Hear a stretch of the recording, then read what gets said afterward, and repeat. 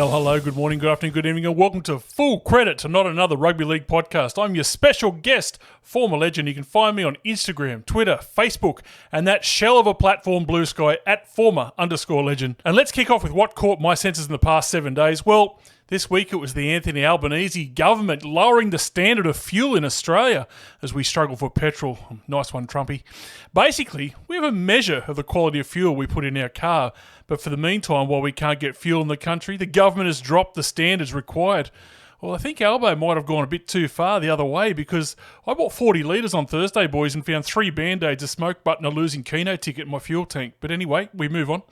Let's do a rapid recap of round 4 of the NRL, which of course was the traditional defensive coach appreciation round, except in Brisbane where it was positions vacant round. And we started on Thursday night at Foreskin Park, where the Roosters outmuscled the Seagulls 33 points to 16. For Manly, left centre Pepsi Cola can hold his head high. He ran for 241 metres, made 2 line breaks and a try assist, and scored a cracking individual try. But the Swedish shitbox, Jason Saab, had a night to forget that accumulated with a sin bin for a high shot on Rooster Hugo Savala. The loss meant that Anthony Seabomb's men are yet to score a win, putting the Supercoach under all sorts of pressure, leading for him to be sacked, with rumours at the board are set to announce a Sule bin as his replacement sometime this week. Friday night saw the Tigers take on the Warriors at Right Wing Media Stadium, and the Club of Destiny showed great heart to beat the Kiwis 32 points to 14 in front of 23,000 fans who were all asked to turn on the torches on their phones to help light the stadium up. The home team got out to a 10-point lead thanks mainly to Charles Nickel Clockface before the Tigers kicked into action, scoring 6 tries to win the game, and well, let's just say there were a lot of eggs being cooked that night in Auckland. And the man with the legs of biscuits, Adam Dewey, made a miraculous recovery from last week's game where he appeared to be shot by a sniper from the grandstands and required care flight to get off the ground. Well, 6 days later, and he turns up in New Zealand, playing in the cold and the wet to somehow dominate, laying on 2 tries, making 2 line breaks and running for 206 metres. At the end of the game, he was being celebrated by all, and his performance was deemed so heroic that he's now being called Anzac Biscuit Legs.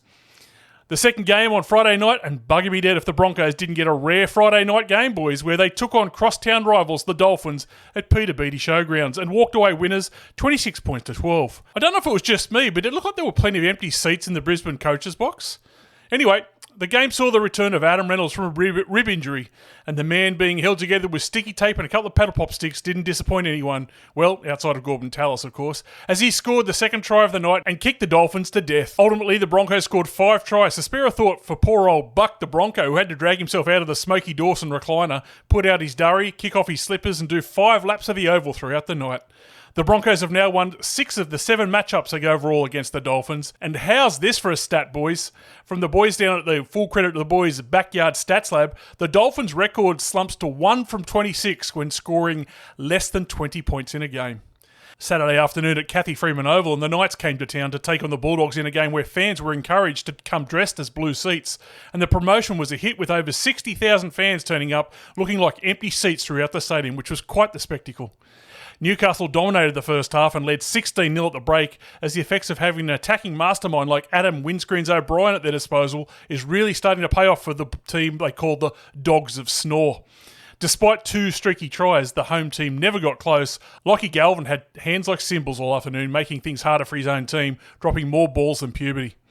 Dom Young had a field day for the Knights, scoring 3 tries and easily being the best player on the field. A good result for a bloke who struggles in the looks department and will go through his life as a virgin.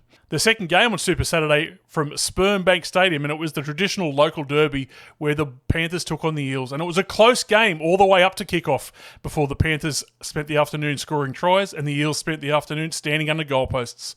To be fair, the score ended up 48 points to 20 with Para crossing for 4 tries.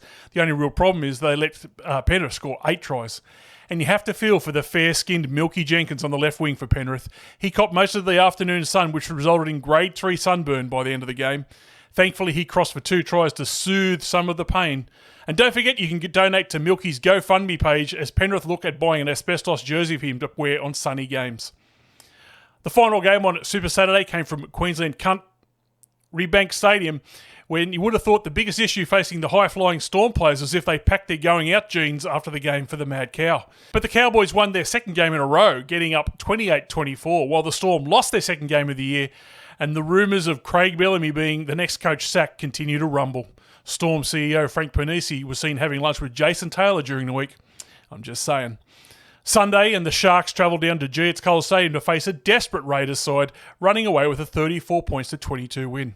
The day got off to a bad start for the Raiders. Canberra lock Corey Horsburgh was binned inside 4 minutes, and the Sharks put on 2 tries with Horsburgh off the field, which ultimately proved the difference. After the game, Ricky Stewart really took it well and definitely didn't blame Horsburgh, despite calling him a punket-headed simpleton. But in one of the few highlights for the Raiders, it was just the second time Canberra fans got to see boom rookie, the flatbread Joe Roddy, who got on the field for 17 minutes. He made 12 tackles and a tackle bus in his limited time on the field, showing good signs for the future. And in the final game of the round, once again, the Gordon Tallis Titans again got the glamorous time slot of 6:15pm on Sunday as they hosted the Dragons at Bang Bus Super Stadium.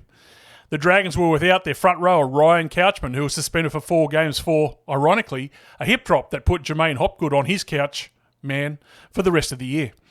And in a wonderful advertisement for reducing the competition to 16 teams, it was the Titans who were less shit, hitting the lead for the first time with 6 minutes to go to win the game 22 points to 14. So that's round 4 done and dusted, boys. A round where 1 head coach was sacked, 1 defensive coach was sacked, 2 referees should have been sacked, and 2 journos should have sacked themselves. I won't say their name, but their initials are Paul Crawley and the Mole. Back to you in the Nathan Brooks Memorial Studios. I gotta see some action, baby. I gotta see some action.